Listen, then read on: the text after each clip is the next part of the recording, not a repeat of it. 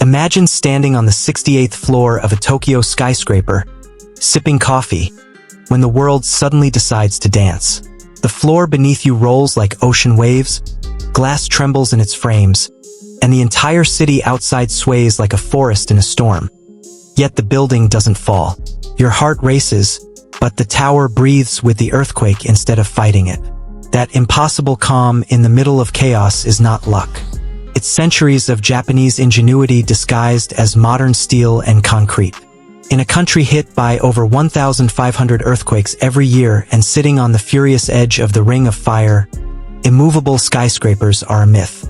The real secret is the opposite.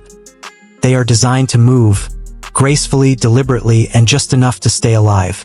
From ancient wooden pagodas that have laughed at 61 magnitude 7+ quakes since the 7th century to carbon fiber tethered laboratories and $500 million tuned mass dampers the size of houses, Japan has turned seismic terror into an engineering art form. This is the story of how a nation forced to live with the planet's tantrums learned to build towers that don't resist the earth. They dance with it. Story: Japan does not build skyscrapers to defy earthquakes. It builds them to survive them by surrendering. The illusion begins the moment you see Tokyo's skyline. Hundreds of towers rise like frozen lightning bolts, gleaming and rigid against the sky. They look eternal. Then the ground remembers it is alive. On March 11, 2011, the magnitude 9.1 Tohoku earthquake struck. Offices in Osaka, 500 kilometers away, swayed so violently that ceiling panels rained down and desks surfed across floors. Yet almost none of the modern high-rises collapsed. The secret is not that they are stronger than the quake. It is that they refuse to be brittle. Japan's building codes are among the strictest on Earth for a simple reason. The country experiences 20% of the world's major earthquakes despite covering only 0.3% of its land. Since the catastrophic 1923 Great Kanto earthquake, M7.9, that killed over 140,000 people and burned Tokyo to the ground, the philosophy flipped. Before 1923, engineers tried to make buildings rigid. After 1923, they accepted rigidity equals death. The new goal: protect lives, not the structure itself. There are two performance targets every new building in Japan must meet. Minor to moderate quakes, felt several times a year, zero structural damage, full functionality immediately after. The once in 500 years monster. The building may be damaged beyond repair, but it must not collapse and kill occupants. Everything flows from that life-first mindset. Base isolation, letting the building float. The most elegant solution sits literally at the foundation.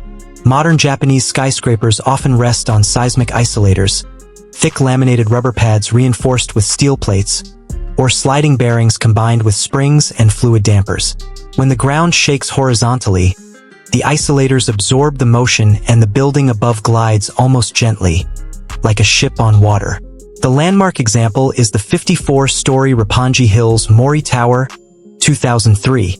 It sits on 290 large rubber isolators and can move up to 70 centimeters sideways during a major quake.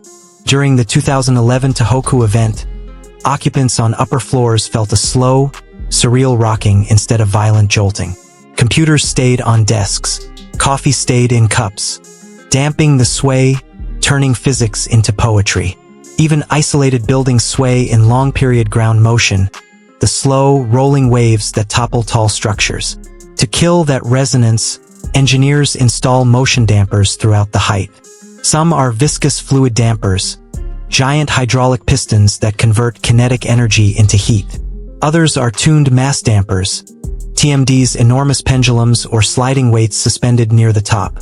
Tokyo Sky Tree, the world's second tallest structure at 634 m, uses a modern version of ancient wisdom.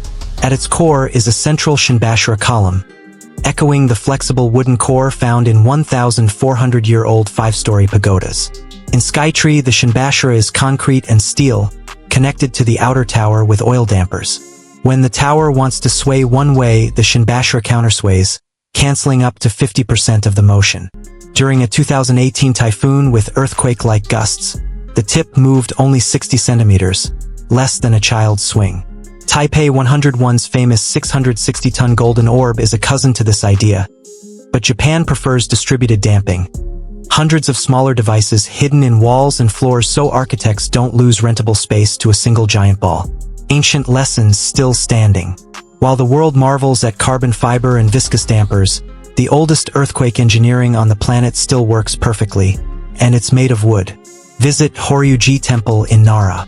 Its 5-story pagoda, built in 607 AD, is the world's oldest wooden structure. It has survived 61 earthquakes of magnitude 7 or greater, including several over 8.0. How? Disconnected floors.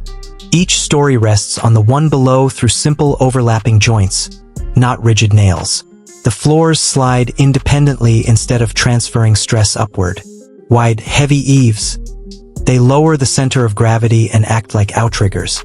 The Shinbashira, a massive central heart pillar that hangs freely or rests lightly on a base stone. When the pagoda sways, the pillar swings opposite, smacking into the floors and bleeding off energy like a boxer rolling with punches. Modern engineers ran shake table tests on pagoda replicas and found they can withstand accelerations twice as strong as those that collapse rigid concrete frames. The pagoda doesn't resist the earthquake. It dances until the earthquake gets tired. The cutting edge, carbon fiber guy wires and mesh exoskeletons. In 2021, a textile company called Komatsu Material opened a showroom in Nomi, Ishikawa Prefecture. The building looks like a delicate glass lantern wrapped in a spiderweb of black cables. Those are 1,031 carbon fiber rods, each with tensile strength greater than steel but only a quarter the weight, tethering the roof to the ground like tent guy lines. An additional 2,778 internal rods create a three-dimensional lattice. The result? A structure that flexes like bamboo yet returns to shape. Architects Kengo Kuma and Associates call it seismic embroidery. Meanwhile, experimental architects like So Fujimoto are testing polyhedral mesh shells, buildings that look like giant molecular models. The mesh distributes force so evenly that no single member ever reaches breaking point. The human side. During the 2011 earthquake, a famous video captured salarymen in a Yokohama high-rise calmly holding a meeting while the room rocked like a ship. Chandeliers swung in huge arcs, yet no one dove under desks. They knew the building was doing its job. That trust is hard-won. Every schoolchild in Japan participates in monthly earthquake drills. Every new building's seismic calculations are publicly reviewed. Transparency breeds confidence. The future. Seismologists warn that the Nankai Trough, a 800 kilometers undersea fault, could produce a magnitude 9+ event within the next 30 years, potentially generating 30-meter tsunamis and shaking lasting 5 minutes or more. In response, Japan is already testing active mass dampers that use AI to predict and counter motion in real time, shape memory alloy braces that stiffen only when needed, buildings printed with 3D concrete that incorporate built-in flexible joints. But the deepest innovation may still be philosophical. Accept that the ground will move and design everything steel, wood, carbon fiber, even ancient pine trunks, to flow with it rather than fight it. Next time you see Tokyo's skyline glowing at night, remember, those towers are not frozen. They are breathing, waiting, ready to sway with the next angry pulse of the planet. And because they are willing to move, they get to stay standing. That is the real Japanese miracle, not building the tallest, but building the wisest.